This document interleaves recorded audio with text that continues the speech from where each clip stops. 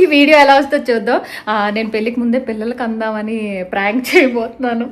ఇది తప్పు. వచ్చిందండి వయ్యారి. మమ్మీ నీకు విషయం చెప్పాలి మమ్మీ. చెప్పు. ఏంటి చెప్పు. మళ్ళీ ఏం చేసావు? నేనేం చేయలేదు. నువ్వు చేస్తావు కాబట్టి అడుగుతున్నాను. నీ నోటంటే ఒక్క మంచి మాట కూడా రాదే. నేనేమి చేయలేదు కానీ ఎప్పటి నుంచో నువ్వు మన ఇంట్లో పిల్లలు ఉంటే బాగుంటది, పిల్లలతో ఆడుకోవాలని ఉంది, నీకు మనవడో మనవరాలో కావాలి, ఎత్తుకొని తిరగాలని ఉందని చాలాసార్లు చెప్ప, గుర్తుందా? ఏంటి బుచ్చి పిచ్చి పని? చెప్పాను నీకు విషయం చెప్పాలి ఇప్పుడైతే.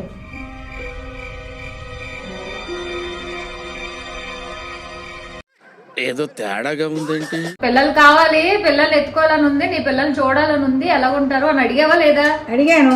నేను పిల్లలు కన్నా అనుకుంటున్నాను. పిల్లలు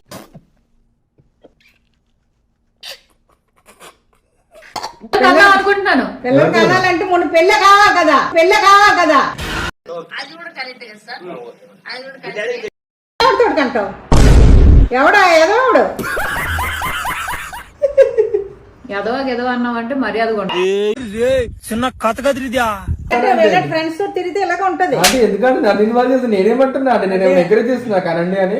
సరిపోయింది. హీరో విలన్ కొట్టుకుని కమెడీని చంపేసినట్టు నా మీద పడతారేంటి? పద్ధతిగా పెళ్లి తర్వాత మిగతా కార్యక్రమాలు ఏం చెయ్యాలో పెద్దోళ్ళు చేస్తారు. కానీ ఈ రోజుల్లో కార్యక్రమాలు అన్ని ముందే చేసేస్తున్నారు కదా. అదే పాలిటికల్ అందరూ తయారయ్యి ఇలాగయ్యారు. అదే బెటర్ ఏమో. Hello brother. ఓకే, నువ్వేం మాట్లాడుతున్నావు అర్థమవుతుందా నీకు? ఇలాగే ఎలాంటి సలహాలు ఇయ్యు నువ్వు ముందును.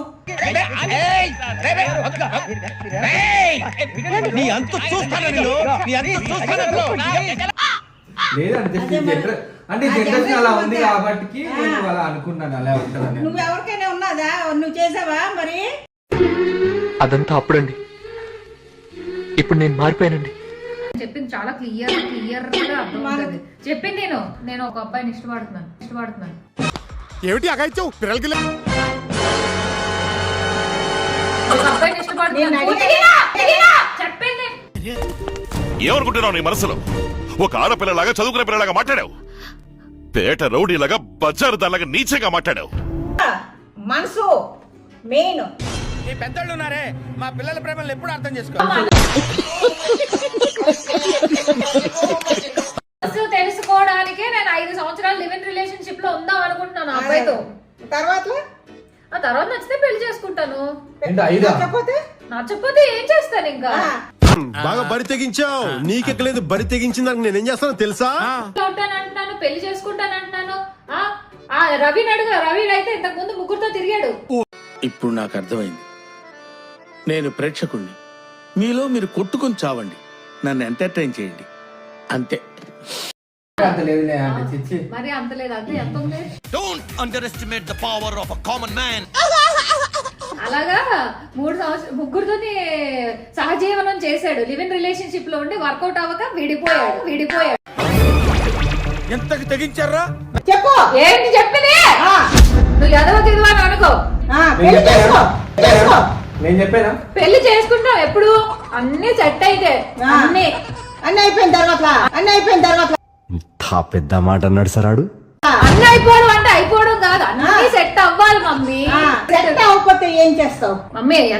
సెట్ చేస్తావా? అంటే నేను కూడా అదే చేస్తున్నా కదా. సెట్ అవ్వకపోతే ఏం చేస్తావు? చూడు, అబ్బాయి కూడా అదే చేస్తాడు. అంటే ముగ్గురు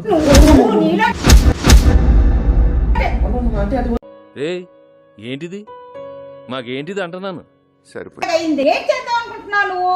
నేను 5 years రిలేషన్షిప్ లో ఉందాం అనుకుంటున్నాను. ఇప్పుడు నా ఏజ్ తక్కువే కదా. తక్కువ సంవత్సరాలు అయిందా? ప్రతిదానికి ఓవర్ ఎక్స్ప్రెషన్.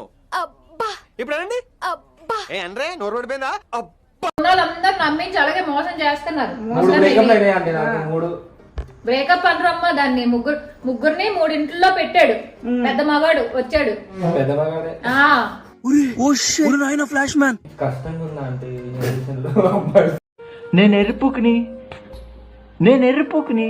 కనేస్తాను. కనేసిన తర్వాత అప్పుడు పెళ్లి గురించి ఆలోచిస్తాను. ఇప్పుడు కనేసిన తర్వాత ఏమవుతుంది, వాళ్ళు ఏ ఫిఫ్త్ కో వస్తారు కదా, ఫిఫ్త్ కో సిక్స్త్ కో వచ్చినప్పుడు మమ్మీ డాడీ అని పిలుస్తారు కదా. అప్పుడు నన్ను మా ఆయన్ని పిలిచినప్పుడు అప్పుడు ఏం చేస్తాను నేను, వాళ్ళు కూడా మా పెళ్లికి వచ్చి ఏమిటండి మీరు మాట్లాడేది? ఇలాగా కన్వీనియంట్ గా ఫైనాన్షియల్ గా ఇండిపెండెంట్ అయిన తర్వాత పెళ్లి చేసుకుంటాను. అప్పుడు నా కొడుకుని bye bye tata goodbye గయా. సార్ ఇంకా మేము వెళ్ళి తీసుకుంటాం సార్.